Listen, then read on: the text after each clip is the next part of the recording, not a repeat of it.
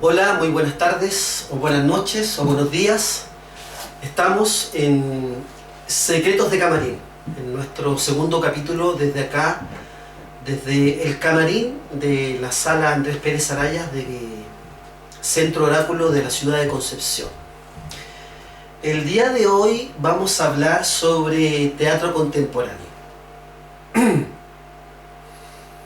Es toda una aventura hablar del teatro contemporáneo porque es amplísimo, es muy pero muy grande toda la experiencia acumulada del teatro durante los últimos 130 años, 140 años. Hay mucha información, hay muchas publicaciones, hay muchas experiencias personales, grupales, de autores, de directores, de actrices, de investigadoras, de estudiosos del teatro que forman un campo de exploración contemporáneo muy diverso.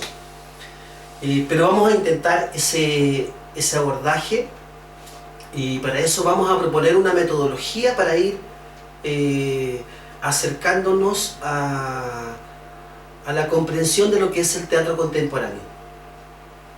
Y lo primero que de lo que vamos a hablar es que vamos a hablar un poco en el periodo en que nacería este teatro contemporáneo, que es hacia finales del siglo XIX. Algunos hablan del 1870, 1880, 1890, lo instalan desde las investigaciones de Stanislavski en adelante, algunos un poco antes, desde las experiencias escenográficas de Gordon Gray, desde las experiencias visuales escenográficas de Adolf Appia, 1880, y otros también hablan de un poquito antes, que a mí me parece un poco más coherente, que es de la experiencia de Wagner, de Richard Wagner, este alemán que planteó algo muy interesante que tiene que ver con la idea de que siempre la escena tiene que ser reescrita. Y decía, los grandes directores musicales no tienen que interpretar a los compositores, tienen que recrear a los compositores cuando están dirigiendo las orquestas. O cuando uno hace un clásico, no hace a Shakespeare, uno hace su Shakespeare. Y aparece e instala el primer concepto contemporáneo, que es el concepto de la dirección teatral, de la dirección escénica. Tanto así que Wagner participa en la construcción de teatros y participa en el diseño del espacio teatral y en la construcción lumínica. Estamos pensando que en ese periodo también hay bastante avances tecnológicos, particularmente con el tema de la electricidad, y se comienza a pensar ya en un lenguaje de la escena, y eso aparece con él y influencia mucho a Appia y a Gordon Gray, a este suizo y a este británico, para desarrollar toda su teoría de la escena, que finalmente va a desembocar en el nacimiento del teatro contemporáneo. Otro aspecto importante del nacimiento del arte contemporáneo y de las artes escénicas del teatro contemporáneo es lo que sucede con el arte impresionista. Monet, ¿cierto? La plástica impresionista. El impresionismo nace para entregar una mirada propia de la vida, del universo, de la existencia humana, en un periodo donde la sociedad del siglo XIX es completamente exitista. Estamos a fines del siglo XIX, la época de los grandes descubrimientos, de los avances importantísimos de la sociedad industrial, donde el capitalismo se jacta de que es el proyecto que nos va a llevar a la felicidad, al progreso, al bienestar y a la realización personal. Pero dentro de este discurso oficial de una sociedad que sí tiene muchos avances concretos de final del siglo XIX, hay otra lectura que es subterránea y que es la de la crisis del ser humano. Y siempre es el arte y la filosofía quienes nos dan los primeros avisos de quiebres o giros de época. Y en este caso fue el impresionismo, fue Wagner, fue Appia, fue Gordon Gray y fue Nietzsche. Bien, eso como antecedente al teatro contemporáneo, a los orígenes o al contexto en el que se dio. Vamos a... yo quiero proponerles una manera de entrar al teatro contemporáneo, a la enorme diversidad y experiencias que hay en el mundo del teatro contemporáneo, y quiero proponerles ordenar esta enorme cantidad de nombres, poéticas, literatura, puestas en escena y artefactos escénicos que me parece que podríamos hacerlo de la siguiente manera. A mí me gustaría proponerles que cuando entren al estudio del teatro contemporáneo pudieran organizar aquellas o aquellos creadores que están dentro de un campo o dentro de un sistema que podríamos denominar aquellas personas que se dedicaron a la investigación de la escena, del espacio escénico, de la dirección teatral. Y ahí vuelvo a mencionar a estos dos pilares como son Adolf Appia y Gordon Gray, que serían desde donde nace la dirección contemporánea, el estudio de la dirección, la instalación del director teatral, de la dirección teatral, de la directora teatral en el siglo XX. Hay otro cúmulo de experiencias teatrales que ponen el foco en la actuación y en el registro o la técnica interpretativa de la actriz, del actor, e investigan metodologías, investigan maneras de cómo aproximarse al proceso de creación de personaje, desde como lo hacía Stanislavski, lo psicotécnico, de la psicología del consciente umbral hasta la interpretación inconsciente, o desde las experiencias más corporales, físicas, desde Meyerhold, Grotowski y otras experiencias de teatro corporal. Y hay muchas investigaciones de personas que se centran en la interpretación, en el trabajo del actor, de la actriz. Otro campo de trabajo que es el más canónico, que es el más conocido y es sobre el cual se ha publicado demasiado y prácticamente colman las bibliotecas de todo el mundo, que tiene que ver con la literatura dramática. Yo acá lo pongo como un sistema dentro de otros sistemas. No le doy el valor que dominantemente se le da a la literatura dramática en la historia del teatro. Particularmente en el teatro contemporáneo es precisamente ese sistema, el sistema de la literatura dramática, el que va a ser más bombardeado. Y se le va a tratar de quitar ese sitial de excelencia que tuvo desde la poética de Aristóteles del siglo IV antes de Cristo. O sea, desde que se escribe la poética de Aristóteles pasan 20 siglos y la literatura dramática se asigna, se hiergue como el teatro. Y eso es lo que va a ser cuestionado en el siglo XX.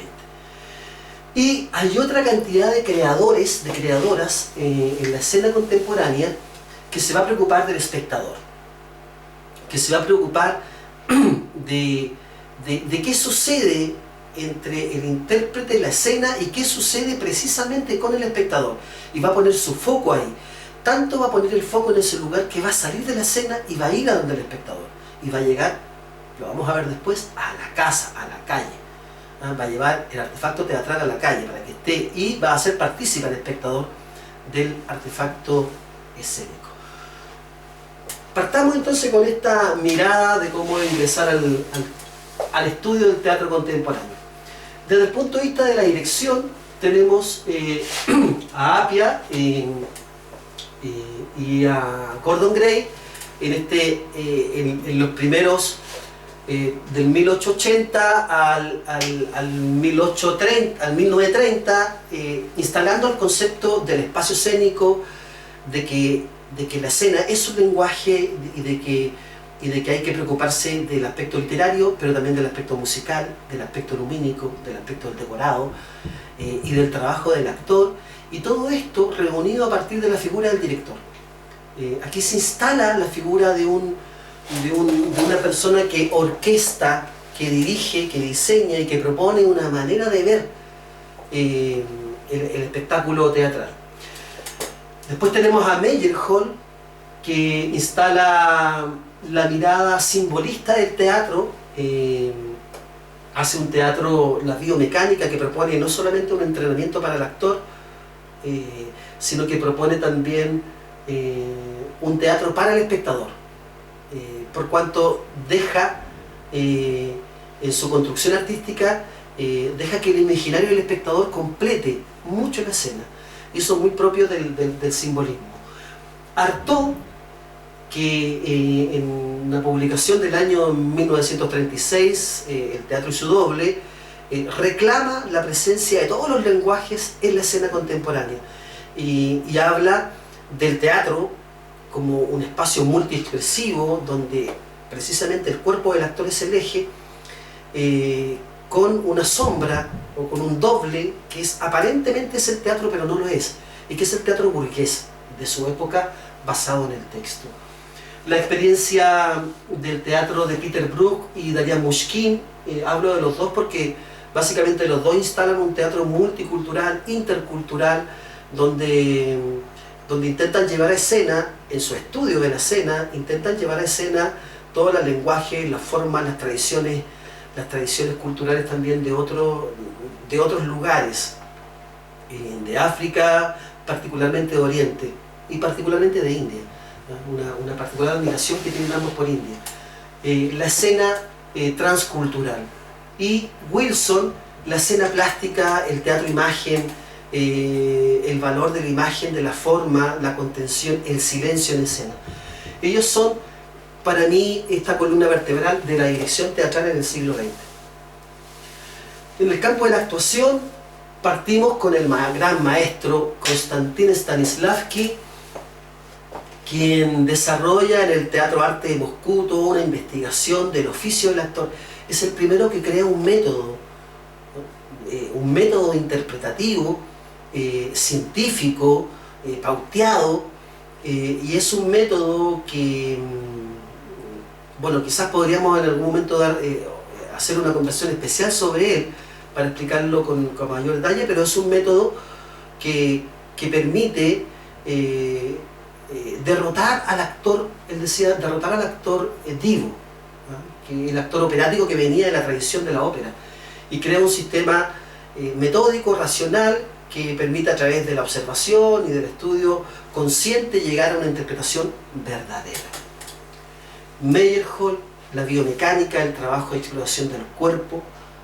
Bertolt Brecht, la interpretación distanciada.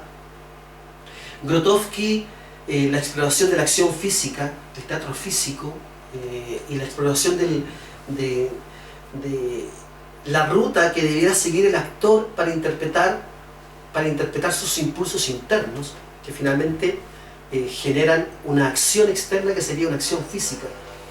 Etienne Decroix, que toma que es una decisión entre la pantomima tradicional, alrededor de la primera mitad del siglo XX, y termina instalando el mimo moderno, a partir de una técnica mucho más simbólica, no tan mimética del mimo, sino que un poco más simbólica. Jacques Lecoq, que a partir de Decroix desarrolla también toda una poética del cuerpo, y Eugenio Barba, que se dedica especialmente a estudiar el proceso preexpresivo, lo llama él, proceso preexpresivo. ¿Qué sucede con el actor antes de entrar a escena? Toda esa exploración, todo ese entrenamiento, todos esos impulsos básicos, toda esa capacidad de acumular energía, acumular principios físicos, es lo que estudia de una manera muy certera Eugenio Barba.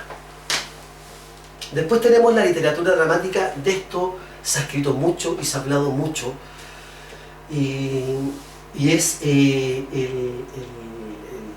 tronco sobre el cual nosotros nos sostenemos para mirar el teatro, ¿no? y lo hemos hecho durante muchos siglos. Chekhov.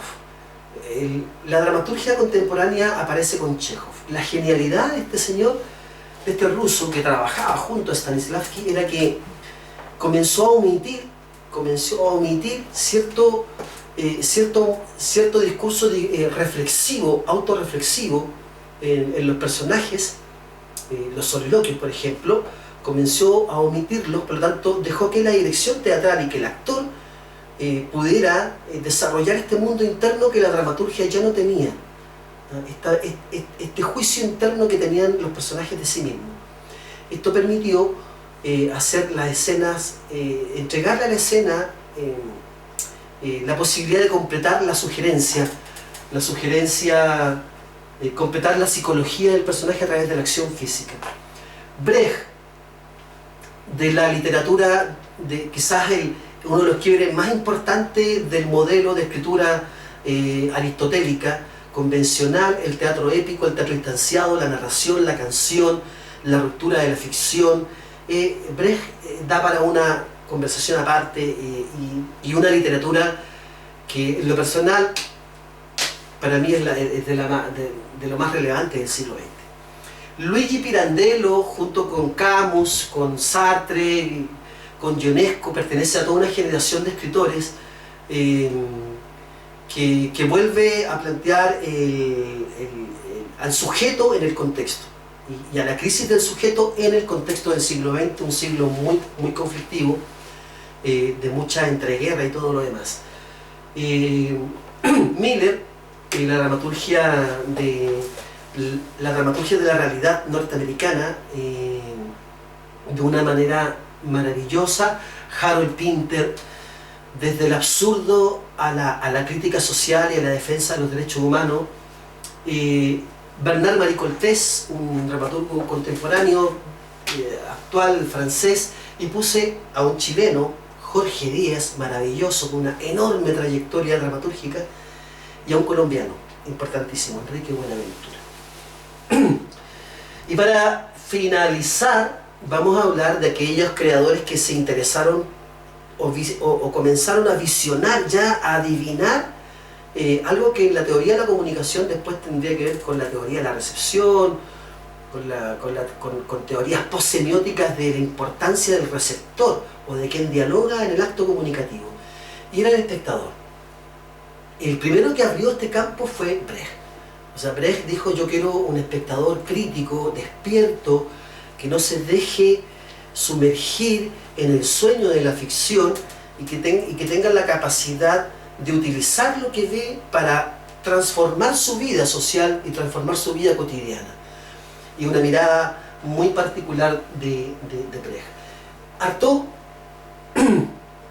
decía que el teatro nos debía sanar. Ya no pensaban como el teatro como en un mensaje, sino como una experiencia física sensorial que nos debería hacer mejores seres humanos y nos debería sanar de traumas que como seres humanos también hemos arrastrado por siglos. La perspectiva de Artaud. Y a partir de los 50 en adelante, toda la presencia de la performance, del happening, del teatro callejero, de las acciones de arte que sacan, que son efímeras, que son espontáneas, que reivindican el cuerpo, la presencia corpórea, de la acción del intérprete, pero además la instalan en la calle, la instalan en el café, en el supermercado, en la plaza, en fin, en la calle, en los espacios. Retorna al arte, sale de las salas para entrar al espacio cotidiano de las personas, pero además reclama la participación de las personas, que es algo que hacía mucho el happening. Y dentro de esta experiencia, un brasileño imperdible para el estudio de cómo pensar el teatro hacia afuera, hacia los demás, Augusto Boal.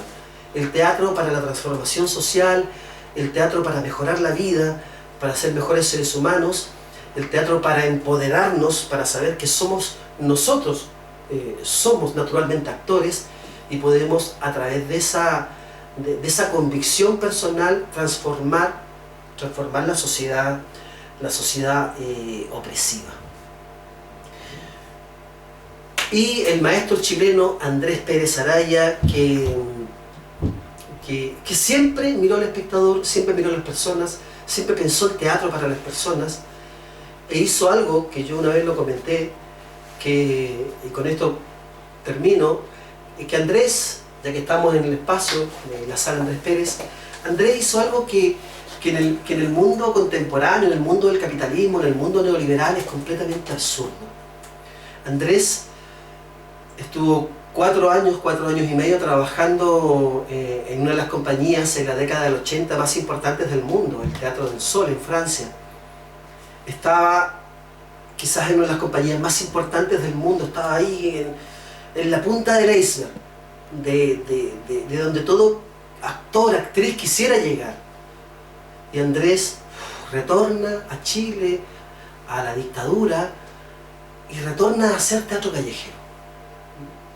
Ese viaje que hace es de una tremenda humanidad, es de un tremendo amor por las personas comunes y corrientes, por la comunidad, por su tierra. Y todo lo que él hacía estaba, olía, ¿cierto?, a calle, a cueca, a vals, a bar, a risas, a carnaval, a circo. Así que terminamos con Andrés, cerrando esta propuesta de cómo aproximarse al teatro contemporáneo. Desde acá, desde la sala Andrés Pérez, desde su camarín. Así que estén muy bien y nos vemos ojalá para otra conversación. Que estén muy bien. Adiós.